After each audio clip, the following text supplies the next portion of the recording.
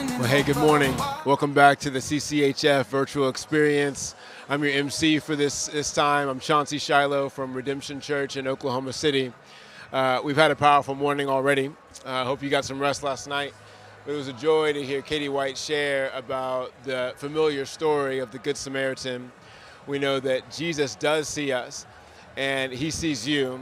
And so this morning, let's continue to remember that as you prepare to continue to rejoice together, to celebrate together, to convene together in this time.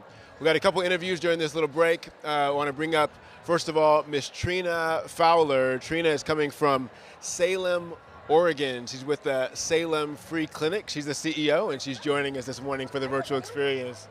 Yeah, come on up, come on up. Hey, Trina, good morning. Good morning. Hey, I'm Chauncey. Nice to meet you. It's good to meet you. Yeah. What's up? Good morning. This is Claire, our development Hey, director. Claire, it's so good to meet you. Hey, welcome to the CCHF virtual experience. We were talking to our folks back home who are either in their homes or their offices or their clinics or somewhere completely different, were they able to join us live virtually. So welcome. Tell us where you're from and tell us what you do, where you're at. My name's Trina Fowler, and I'm the CEO in Salem, Oregon at Salem Free Clinics, and we provide medical, dental, and counseling care for the uninsured. Awesome. And my name is Claire Lutweiler. I am the development director for Salem Free Clinics, so I raise all the money for the clinic. Hey, that's a massive job. It is. Are there others here from your clinic as well? There's 22 of us here. 22, y'all Yeah. ready deep? Let's. Now, is this their first clinic? How many are their first? How many of them is this their first conference? How many of it is their? We are all wearing the blue lanyards, No, which all were all first-timers? first-timers. We watched it virtual last year, Yeah. so that was awesome. And then we received a grant in February of last Wonderful. year, and they gave us money, and they said, what do you want to do with it? And we're like, come to this conference. Oh wow, y'all got the crew. Yeah, Oh, they're here. there's our Oh crew. yeah, what's up? Hey. We want to what's say up? hi to Ruby. She's the only staff member that didn't get to come, What's up, so say hi to Ruby? Ruby. Oh, we miss her so much. That's yeah. awesome. Ruby, hold it down. Hold it Yeah, down. she is. So what's been the highlight of the conference so far?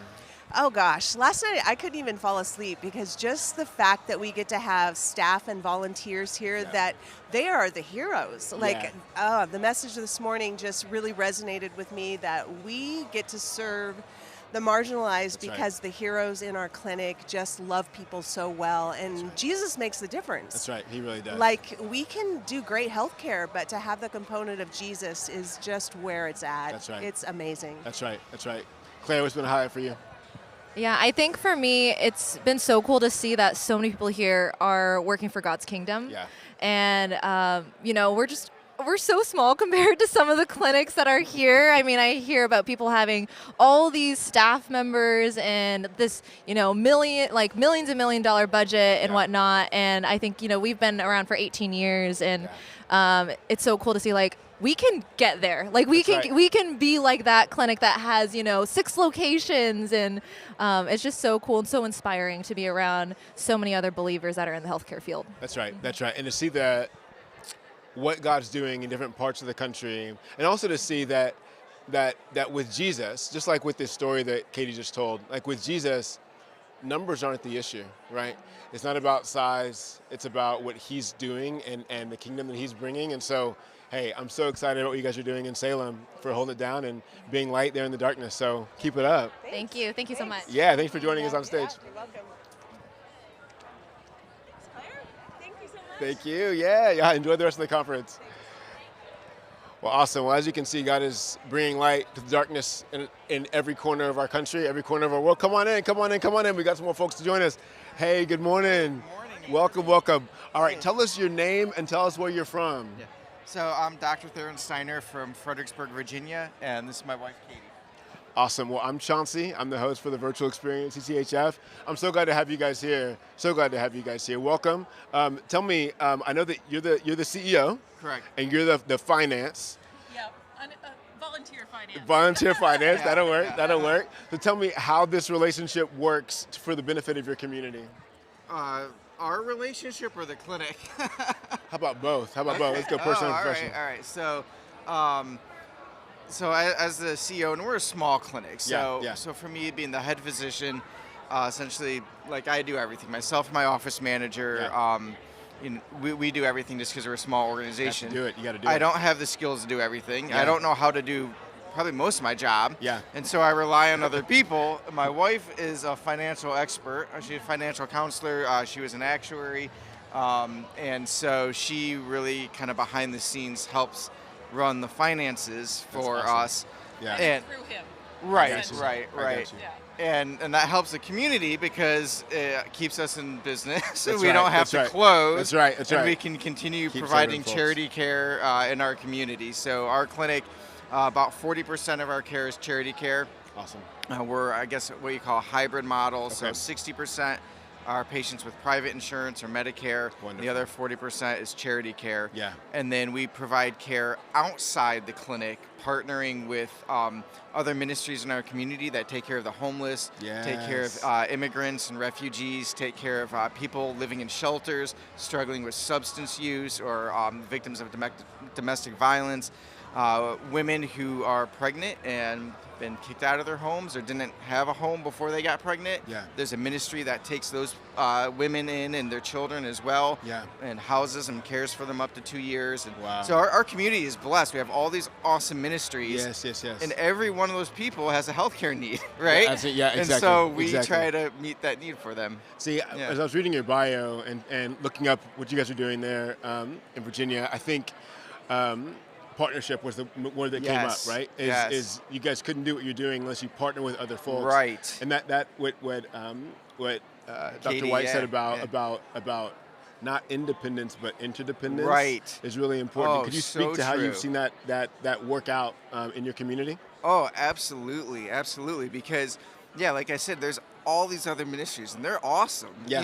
And like they all have people who need healthcare needs. Yeah, exactly. And so we can help meet that need. And on the flip side, we have patients that are struggling with addiction, struggling with homelessness, unexpected pregnancies. and you can connect them. Yeah. Exactly, our brand new immigrants, or our refugees, and it's like, oh, you need to go with these people, and then Yeah. it's awesome because it's like the body of Christ working together, like we're Yeah. supposed to. That's right, that's You right, know, that's right. and so it's like Yeah. we're instead of competing with each other, we can work together. We That's can right. do collaborative grants or collaborative fundraising events, and so it's been really, and I'm blessed that the leaders of all these other ministries are very open to that too. That's really exciting. And we can be an example to the churches, like, hey, let's work together. Let's work together you to do know? this thing. All right, I got Yeah. one more question for Yeah. you. Dr. Steiner, I know that your workshop is available virtually, but I also know, Katie, that yours is not. But you're talking about stewardship, about finances. So in a couple minutes, can you summarize for us what's your heart for the people back home as far as how they would steward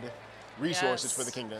Yes, I am very passionate about seeing Christians get to a point where we know we're confident in how to manage our finances, our personal finances, the finances that God has graciously given us some Yes. level of control over. I think as Americans, the temptation is to use them to build our own kingdoms. Yeah. The American dream, and I want to see we've got half of the country that doesn't know how to manage it well, and I have a passion for giving them the confidence that no, you can manage your finances well. Yeah. But then, even after they manage their finances well, let's manage them on behalf of the kingdom rather than on behalf of ourselves. That's right. And so my talk on Saturday tomorrow is about how we relate to money and how that might be holding us back from being all we could be for the kingdom. That's awesome. Well, if you can't see since you're virtual, you can't join them for the workshop, look them up, reach out to them. It's going to be really important information, I think. And I think stewarding resources for the kingdom is what God's called us to do. So Absolutely. thank y'all for joining me here Thank for the you so virtual much, experience. Chelsea. And thanks for being here for the conference. Yeah, appreciate it. You Yeah, have a good absolutely. one. Y'all too. Take care.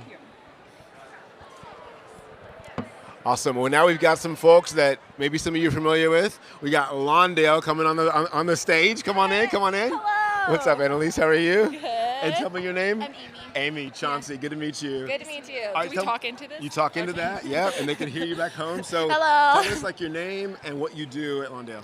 Okay, I'm Annalise. I'm one of the PAs at Lawndale, and also, so I'm gonna let Amy say who she is. Yes, I'm Amy. I'm also a PA at Lawndale. Awesome. But we're also in charge of our summer medical project for students. So Well, tell us about this. What is this summer medical project for yeah. students? So during the month of July, every summer we invite students who are either like going to be juniors and seniors in college, or are like going to be starting like med school or PA school, nurse practitioner school, whatever, to come to Lawndale, live in the community, and work with our clinicians and with other people in the clinics to experience what it's like to work in this kind of setting. Let's go. So it's a Yeah. month long. It's Yeah. for the month of July. For the month of July. And is housing covered? Like, what's the cost of this? Great program? question. This year we've changed things up. Okay, let's go. And so now the cost is only $400, and that covers housing. Wow. But if you live in certain zip codes, you actually don't even have to pay for the housing. Wow.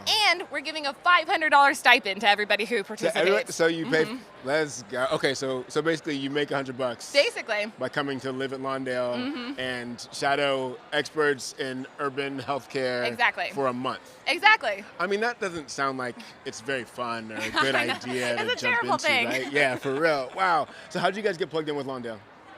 I'll let you can go. Yeah, so I went to school in the Philly area for PA school, and surprisingly, all the way over in the Midwest, there was an approved rotation at Lawndale. So Okay. I did the rotation there, fell in love with the model for primary care and being able to incorporate praying with our patients and the camaraderie of other coworkers who are in the faith. So moved out there for work. Let's go. Yeah. Let's go. What about you, Annalise? Yeah, before coming to Lawndale, I worked at Christ Community in Memphis. Wonderful. So I've been a part of the CCHF family for a long time, and so I got sucked into Lawndale somehow or another. That's awesome. Well, great. Well, from one great place to another, what's been the highlight of the conference so far for you? So far. Well, super proud of our CEO Yeah, Mr. and Brooks coming his through. awesome talk last night. So I'll put that as the highlight. There you go. There you go. And you, what about you? Yeah, I think the talk this morning was really encouraging. Yeah. Just some of the things she shared. Yeah. Absolutely. Yeah. Absolutely. Well, we have some great speakers who share with us their wisdom, and we get to glean from them and keep learning from them. Well, I'm so grateful for what you guys are doing in Lawndale, and I'm excited about this program. And if you're watching and you have either friends or you are a junior and senior in college or trying to get into med school or doing a gap year, please consider jumping in. Are you guys still accepting applications for this July? We're accepting applications until March 31st. March 31st, so Yeah. 2 more weeks, or a week and a half. Sounds great. Well, thank you guys so much for joining us for Thanks, the virtual Chauncey. experience. Yeah. Enjoy the rest of the conference. Yeah. Well, awesome. Hey, we're having a blast out here in Cincinnati, rainy Cincinnati.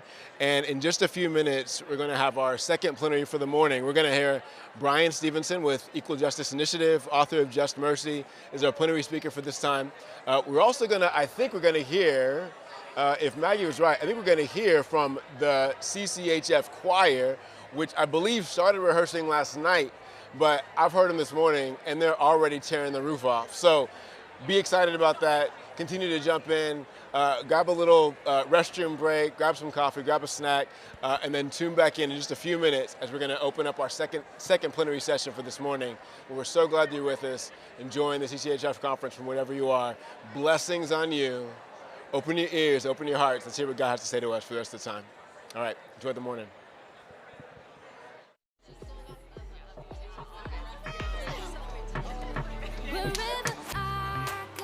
Let me pray for us real quick. Your love is great.